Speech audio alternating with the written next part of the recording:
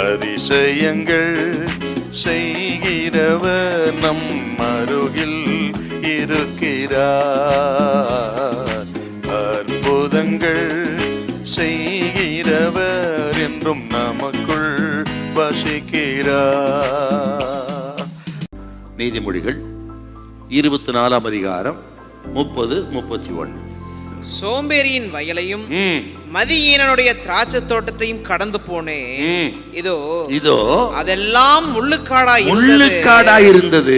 நிலத்தின் முகத்தை காஞ்சொரி மூடினது. அதன் கற்சுவர் இடிந்து கிடந்தது. ஆயத்தப்படுத்தாத ஒரு நிலம் அப்படிதாங்க இருக்கான். ஒரு நல்ல நிலம் இருக்குது, அது ஆயத்த மண்ணெல்லாம் அப்படித்தான். ஆகவே ஆண்டவர் நம்மை ஆசீர்வதிக்கணும்னா நமது நிலம் ஆயத்தமாகணும். நம்ம குடும்பம், நம் இருதயம் ஆண்டவரின் ஆசீர்வாதத்துக்கு ஆயத்தமா இருக்கணுங்க.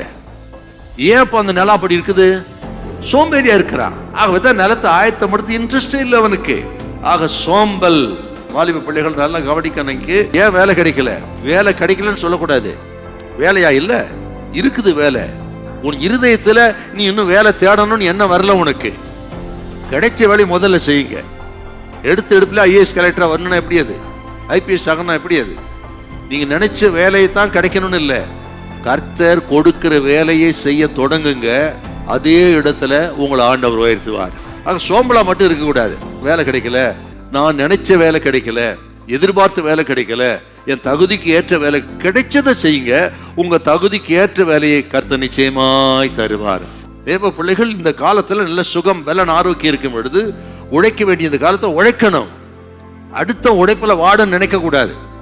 புருஷன்னா புருஷன் உழைக்கத்தான் செய்யணும். மனைவியின் சம்பளத்துல வாழ்க்கை ஓட்டணும்னு நினைக்க கூடாது. நீங்களும் சம்பாத்தியம் பண்ணணும், அவங்களும் சம்பாத்தியம் பண்ணணும். உழைக்கணும் சார். அடுத்தவர் உழைப்பில் வாடன்னு நினைக்கப்படாது. கடுமையா உடைங்க, வேலை செய்யுங்க, வியாபாரம் பண்ணுங்க, ஆண்டவர் நம்பி செயல்படுங்க. கர்த்தவங்க படகு நிரப்புவார். ஆகவே அதிகாலையில் எழும்புங்க, ஜெபம் பண்ணுங்க, குடும்பமாக ஜெபம் பண்ணுங்க. அதிகாலை ஜெபம் தாங்க பெரிய பலன் நமக்கு. அதிகாலை குடும்பமாக ஜெபிக்கிற ஜெபம் 4 மணிக்கு 5 மணிக்கு எழும்பி ஜெபிக்கிற ஜெபத்துக்கு மிகுந்த வல்லம் உண்டு.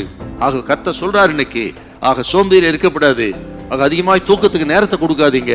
விழித்திருந்து ஜெபம் பண்ணுங்க, கர்த்தர் பலனை தருவார். ஜெபமே ஜெயம். அல்லேலூயா. ஜெபிக்கிற நீங்கள் தோற்று போகவே மாட்டீங்க.